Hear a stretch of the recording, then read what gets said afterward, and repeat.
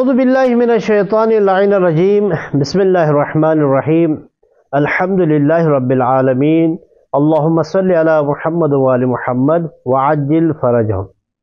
ناظرین، ہمارا موضوع نماز کے احکام بیان ہو رہے تھے کہ آج کی اس ویڈیو میں ہم جانیں گے کہ واجبات نماز میں سے قراءت کے مستحبات اور مکروہات۔ جمعہ کے دن جمعہ کی نماز اور جمعہ کے ظہر عصر کی نماز اور شب جمعہ عشاء کی نماز میں مستحب ہے کہ سورہ حمد کے بعد پہلی رکعت میں سورہ جمعہ پڑھی جائے اور دوسری رکعت میں سورہ حمد کے بعد سورہ منافقون پڑھی جائے۔ قراءت میں مستحب ہے کہ وصل بالسکون اور وقف بالحرکت نہ ہو، یعنی انسان جہاں پر وقف کرنا ہو وہاں پر اس حرف کے آخر میں جو حرکت ہے، زیر زبر پیش ہے، اس کو نہ پڑھا جائے، یہ مستحب ہے۔ اور اسی طریقے سے اگر ملا کے پڑھنا ہو تو وہاں پر مستحب ہے کہ آخری حرف پر جو زیر زبر پیش ہے اس کو پڑھا جائے۔ مثال کے طور پر اگر کوئی انسان اعوذ باللہ یا بسم اللہ کو ملا کر پڑھنا چاہتا ہے، ایک ہی سانس میں، ملا کے پڑھنے کا مطلب ہے کہ ایک ہی سانس میں پڑھنا چاہتا ہے، تو یوں پڑھے گا اعوذ باللہ من الشیطان الرجیم، پھر بسم اللہ الرحمن الرحیم، یعنی اعوذ باللہ من الشیطان الرجیم بسم اللہ الرحمن الرحیم، یوں پڑھے گا، یعنی رجیم کے میم پر زیل لگا کے، یہ مستحب ہے۔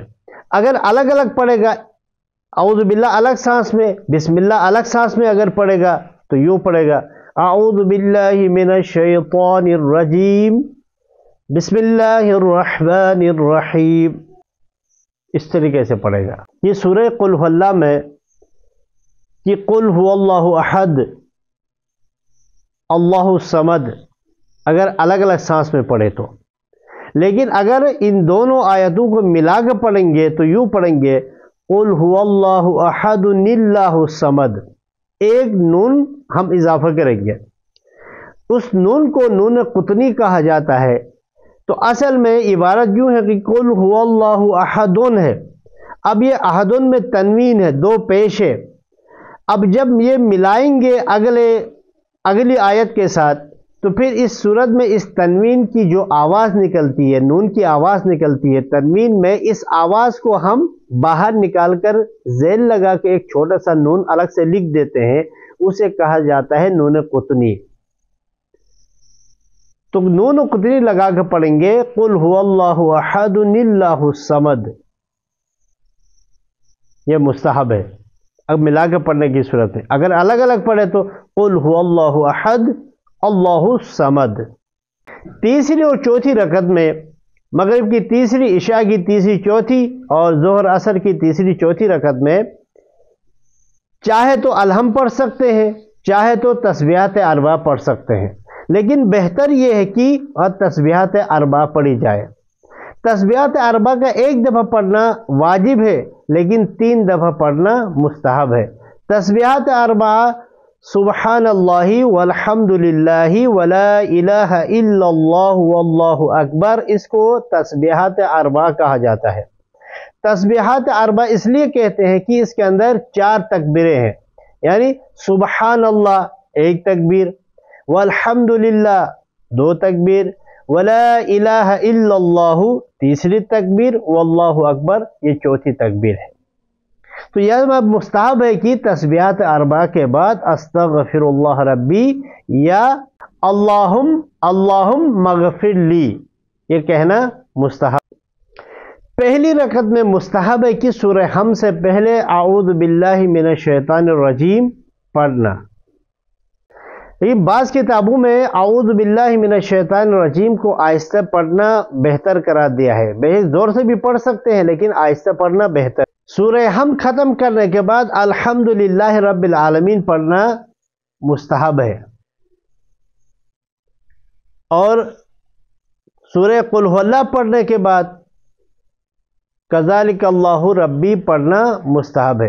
तो कज़ालिक अल्लाह रब्बी का मतलब ये है कि कज़ालिक अल्लाह यानी मेरा परवरदिगार, मेरा अल्लाह, मेरा पालने वाला इसी तरह का है। यानी जिस तरह कुल हु अल्लाहु अहद यानी सूरह कुल हु अल्लाह में खुदा की वहदानियत और जिन सिफात का जिक्र होता है, यानी कज़ालिक अल्लाह रब्बी कि मेरा परवरदिगार इन्हीं सिफात का हामिल है कि जो सूरह इखलास के अंदर, सूरह कुल हु अल्लाह के अंदर बयान हुई है।